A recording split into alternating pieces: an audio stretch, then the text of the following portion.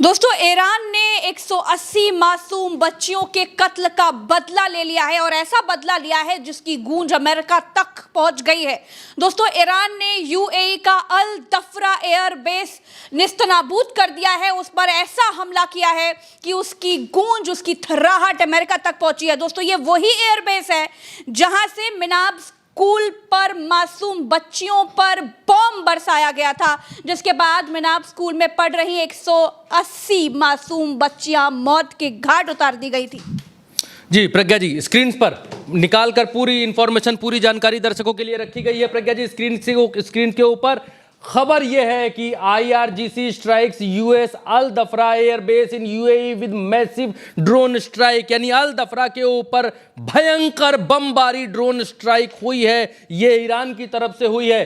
The times of Israel के हवाले से प्रज्ञा जी यहां पर खबर है और इस खबर में क्लेम किया गया, कहा गया है कि IRGC claims it's targeted US base in UAE over school strike, यानी आईआरजीसी ने, यानी कि ईरान ने उस अल दफरा एयर बेस को उड़ा दिया है, निस्तनाबूद कर दिया है, धुआं कर दिया है, जहां से मिनाब में 170 से 80 बच्चियों के ऊपर बम बरसाने के लिए जहाज उड़ाया गया था। उस अमेरिकी बेस के ऊपर निस्तनाबूद कर दिया है। उस अमेरिकी बेस को तबाह किया जा चुका है ईरान की तरफ से और ईरान ने इस बात को कहा है कि हमने बदला लिया है इस एयर बेस के ऊपर, क्योंकि हमें यह मालूम चला और पता चला कि अल दफरा जो कि यूएई का समंदर के बीच में एक बेस है यूएई में अमेरिका का, और उस बेस से उस दिन वो जहाज उड़ाया गया था जिस जहाज से बच्चियों के स्कूल के ऊपर बम गिराए गए थे।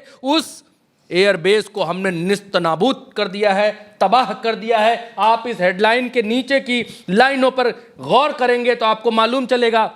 Iran Islamic revolutionary guard corps, यानी ये आर्मी है ईरान की, और ये क्या कहते हैं, उन्होंने क्लेम किया है targeted the US base in UAE that the alleged has been used the launch pad for the strikes on the school. इसका हिंदी में रूपांतरण ये है कि दावा किया गया है कि यूएई में एक अमेरिकी अड्डे को निशाना बनाया गया जिसका इस्तेमाल इसका स्कूल पर हमले के लिए लॉन्च पैड के रूप में किया गया था। ईरानी अधिकारियों के अनुसार, दूसरे पैराग्राफ में आइए, according to the Iranian authorities, ईरानी अधिकारियों के अनुसार शनिवार को देश के दक्षिण स्थित मिनाब काउंटी में एक लड़कियों के प्राथमिक विद्यालय पर हमला हुआ जिसमें छात्राओं सहित 150 लोग मारे गए थे। AFP has neither been able to access the site in order to verify the incident or obtain independent confirmation of a toll. कहने का मतलब यह है कि यहां पर एएफपी घटना की पुष्टि करने के लिए घटनास्थल तक नहीं पहुंच पाई, ना ही मृतकों की संख्या स्वतंत्र रूप से पुष्टि कर पाई। हालांकि अपने उसमें सफाई दे रहे हैं कि उन्होंने दावा किया है, उन्होंने ऐसा किया है। अब देखिए प्रज्ञा जी, ये बच्चियों की याद में लोगों ने देखिए कैसे कैसे चित्र यहां पर बनाए थे वो घटना, और इसको देखकर हर माता पिता का दिल द्रवित हो उठा था। प्रज्ञा जी, लोग रो रहे थे। उनकी कब्रें देखिए, मासूम बच्चों की कब्रें कैसी थीं, आपके सामने स्क्रीन पर हैं।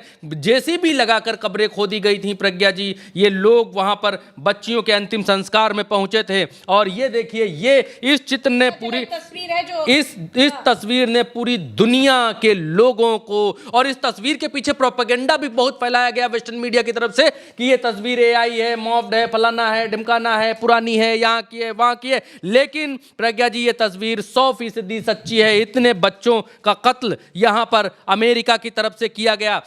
के लिए आप दिखलाइए, आप इधर आइए, दिखलाइए कि स्कूल के गेट पर किस तरीके से लोगों ने बच्चियों की पुस्तकें, उनके बैग और इसको देखकर प्रज्ञा जी मैं ये कहना चाहता हूँ, इस पर मैं कहना चाहता हूँ प्रज्ञा जी, जो खिलौनों की उम्र में खामोश कर दी गई वो मासूम दुआएं भी आसमान तक पहुँच गईं। जिन हाथों ने उजाड़ी थी हंसती हुई जिंदगियाँ, वक्त आया तो इंसाफ की मिसाइल उनके गिरहबान तक गई। प्रज्ञा जी, वो ईरानी मिसाइलें उनके गिरहबान तक गईं और वो उस एयरबेस को ध्वस्त कर दिया है, उखाड़ फेंका है उस एयरबेस को। अगली खबर आपके स्क्रीन पर, और अगली खबर से पहले मैं एक लाइन और कहना चाहूंगा। रास्ता निहारती रही माएँ तमाम रात, बच्चे सभी स्कूल से जन्नत चले गए। बहुत दुखद खबर थी प्रज्ञा जी, ये जो आपकी स्क्रीन के सामने, बहुत दुखद खबर। और ये कंफर्म हुआ उसके बाद कि इस पर अमेरिका ने ही बम गिराया है, अमेरिका ही हत्यारा है इन बच्चों का। ये बाद में कंफर्म भी हो गया प्रज्ञा जी, तमाम न्यूज एजेंसीज के हवाले से। और ये अगली खबर ईरान के ऊपर इस समय अपने देश में जो अमेरिका ने किया है, ईरान में जो अमेरिका ने किया है उसका बदला लेने का खून सवार है। आप देखिए अमेरिका के कितने बिलियन डॉलर के 300 मिलियन का जो थर्ड रडार सिस्टम है उनका, उसको मार गिराया है, निस्तनाबूद कर दिया है। ये सॉल्टी एयरबेस पर जॉर्डन में इनका ये थर्ड रडार जो सिस्टम है वो ANTPY-2 रडार सिस्टम है। कितने का है ये प्रज्ञा जी है 300 मिलियन का, और इसको निस्तनाबूद कर दिया है, तबाह कर दिया है। हमलों की जद बढ़ती जा रही है, हमलों की गहराई बढ़ती जा रही है, हमलों की संख्या बढ़ती जा रही है। और ईरान एक के बाद एक बड़े हमले, आपकी स्क्रीन पर CNN वर्ल्ड के हवाले से एक और बड़ी खबर है। और इस खबर में यह कहा जा रहा है कि रडार बेस्ड हाउसिंग की US missiles interceptor hit in Jordan, Saudi Arabia and UAE satellite images show. Satellite की इमेजेस में शो किया गया है। ये देखिए जो सॉल्टी एयरबेस है जॉर्डन में, उसमें जो थर्ड रडार सिस्टम है उनका, उसको किस तरीके से मार गिराया गया है आप देखेंगे तो मालूम चलेगा। यहां पर कोयला ही दिखाई देगा आपको, सब कोयला दिखलाई दे रहा है। यहां पर मार गिराया गया है और अमेरिका इस बात को कह रहा है प्रज्ञा जी, ये थर्ड रडार सिस्टम है प्रज्ञा जी इनका। और अमेरिका की तरफ से यह बतलाया जा रहा है, यह कहा जा रहा है नहीं हमारा तो कोई मरा नहीं, हमारा तो कोई गिरा नहीं। और इजराइल के भीतर भी ऐसा हाल है, इजराइल में बंकर्स में लोग मारे जा रहे हैं। इजराइल से लौटे अभी एक भारतीय ने इस बात की पुष्टि की और बताया, बहुत वायरल है ट्विटर पर, सोशल मीडिया पर वो व्यक्ति, उसने बताया कि हम इजराइल के भीतर रह रहे थे वहां।